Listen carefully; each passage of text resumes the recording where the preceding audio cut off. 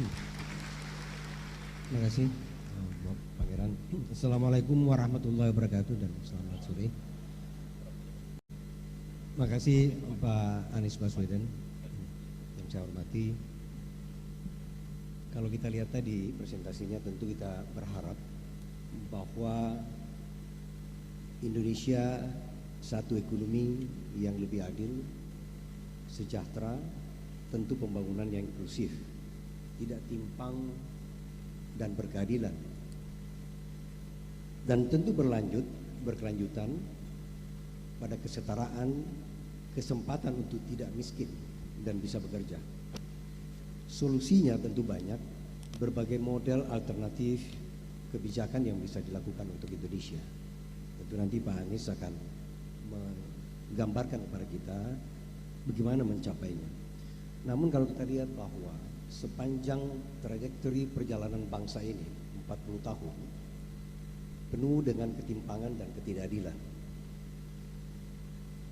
Sampai hari ini pendapatan per kapita yang diukur dengan gross national income per kapita baru $4.500. Itu pun hanya ada dua daerah yang tinggi, hanya DKI dengan Kaltim. Kaltim karena sumber daya minyaknya, Jakarta karena pusat bisnis. 20 provinsi lainnya berada di tengah-tengah. 4 daerah di Jawa dan Banten malah rendah sekali. NTB, NTT adalah paling terendah. Ini penggambaran bahwa 40 tahun ketimpangan masih berlanjut dalam proses ekonomi. Kita lihat angka lain.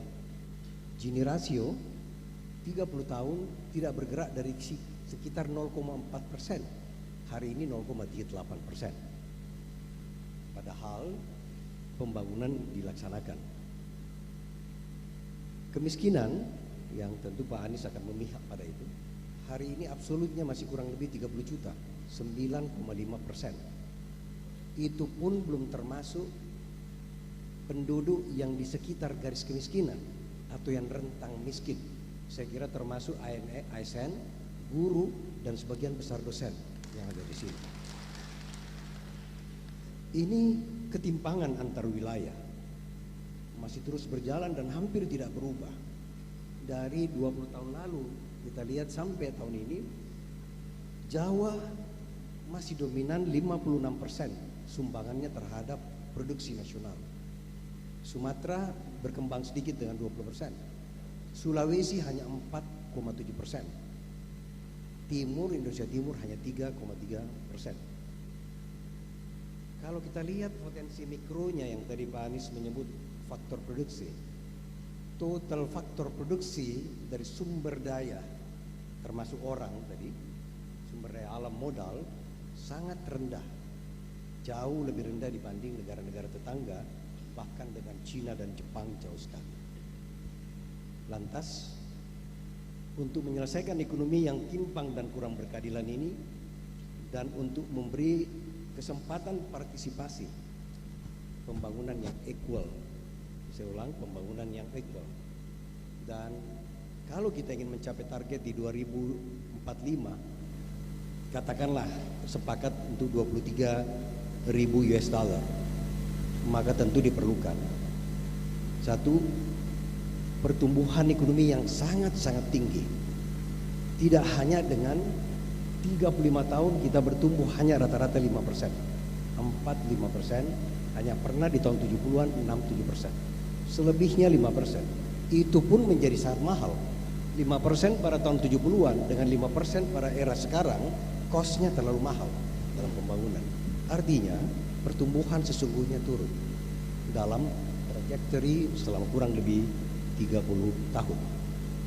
Perlu pertumbuhan 6, 8, 9% seperti Tiongkok ketika awal terbuka pada tahun 80, 81, 82.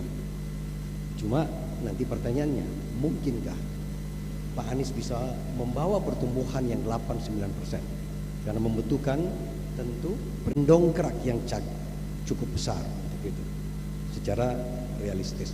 2, dibutuhkan pertumbuhan yang inklusif. Ini gagasan pemikiran Pak Anies, ingin pembangunan yang inklusif, adil, equal. Sehingga kalau inklusif, maka fokusnya adalah people center, manusianya, bukan pada wilayah-wilayah fokus pembangunan seperti sekarang ini. Terbangun Jawa sebagian, terbangun Jawa Timur, tapi lainnya tertinggal. Oleh sebab itu, maka mungkin Pak Anies memiliki model dan cara proses ekonomi yang seperti apa yang bisa melakukan pertumbuhan ekonomi yang tinggi, pertumbuhan ekonomi yang inklusif. Kita sadar bahwa membutuhkan modal yang sangat besar. Resources kita tidak punya. Mungkin generating income atau harus berutang. Jangan-jangan berutang. Karena tidak ada resources. Untuk sampai 9-10% pertumbuhan. Untuk membangun serentak Indonesia satu seluruh wilayah, luar biasa. Kebutuhan resources yang digunakan. Cara apa yang kira-kira Pak Anies jika menjadi pemimpin bangsa ini bisa melakukan ini? Namun tentu tidak tanpa reservasi.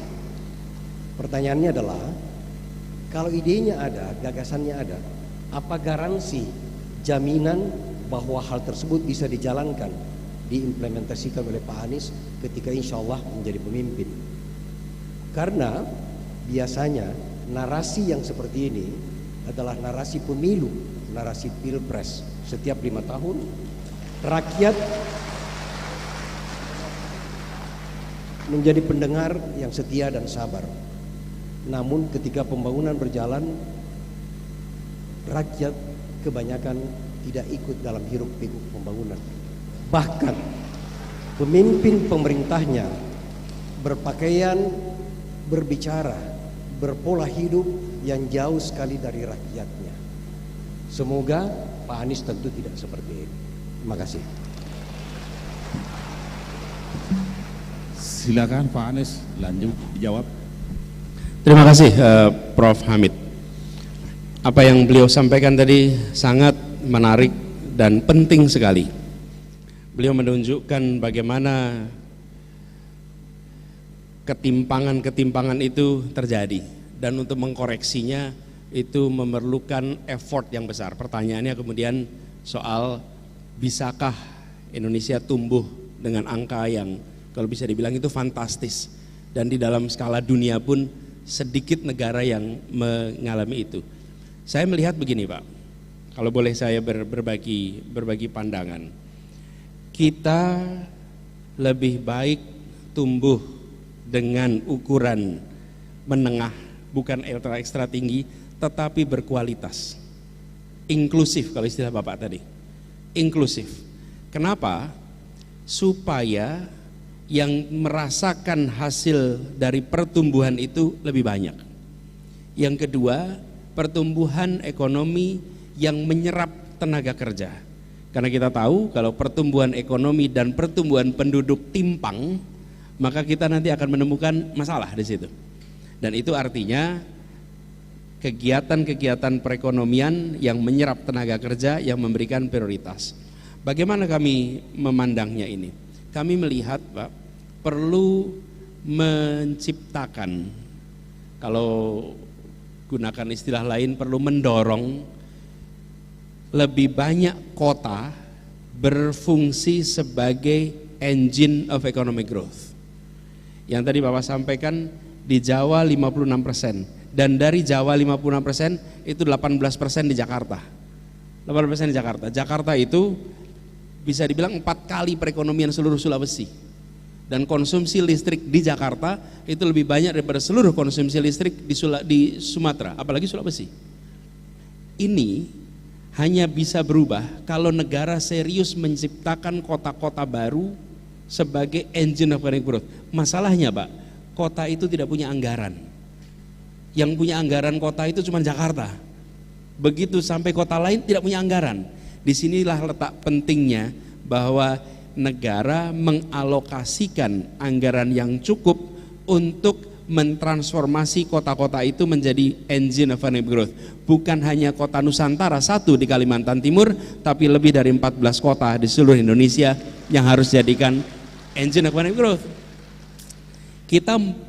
Pemerintah berani komit memberikan kepada satu titik namanya Nusantara. Tapi yang membutuhkan alokasi untuk pertumbuhan itu semua kota. Mengapa? Ini akan meningkatkan kualitas. Kota-kota ini yang nanti akan menyerap hasil produksi perekonomian yang ada di kawasan sekitarnya. Contoh paling konkret hari ini adalah Makassar. Makassar ini sebuah kota menjadi kota jasa yang memfasilitasi Sulawesi dan kawasan timur Indonesia. Kita butuh 3 sampai 7 lagi kota di kawasan timur Indonesia yang bisa memerankan seperti Makassar. Jadi kalau menurut hemat kami, Prof. Hamid, lebih baik pertumbuhannya itu medium, tetapi pemerataannya terjadi. Itu menurut hemat kami. Lalu yang kedua, harus ada kemauan untuk mengkoreksi data-data yang kita miliki, Pak. Bapak Prof di ekonomi merasakan betul. Yang kita sebut sebagai Gini rasio kita itu membandingkan pengeluaran, Pak. Bukan membandingkan pendapatan. Ya kalau pengeluaran dibandingkan, maka paling kaya sama paling miskin juga gap pengeluarannya kurang lebih sama. Tapi kalau kita membandingkan pemasukan, maka kita akan menyaksikan negeri ini sesungguhnya jauh lebih timpang daripada Gini rasio yang sekarang kita miliki. Nah ini tugas ekonom-ekonom nih, untuk menghitung Gini rasio dengan menghitung pemasukan, pendapatan, bukan pengeluaran. Yang kedua, kemiskinan. Data kemiskinan 30 juta ini, data kemiskinan yang sesungguhnya dibandingkan dengan seluruh dunia agak problematik gitu. Betul nggak, Prof?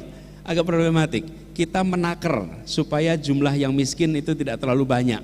Nah kalau begitu caranya, maka sampai kapanpun kita tidak akan pernah mengentaskan kemiskinan. Ini harus dilakukan revisi, koreksi, sehingga kita berani jujur dengan berapa jumlah kemiskinan yang sesungguhnya ada di Indonesia. Jadi Prof singkatnya itu. Lalu ada satu hal terakhir aja. Sektor pertanian membutuhkan keseriusan reform dan pertumbuhan.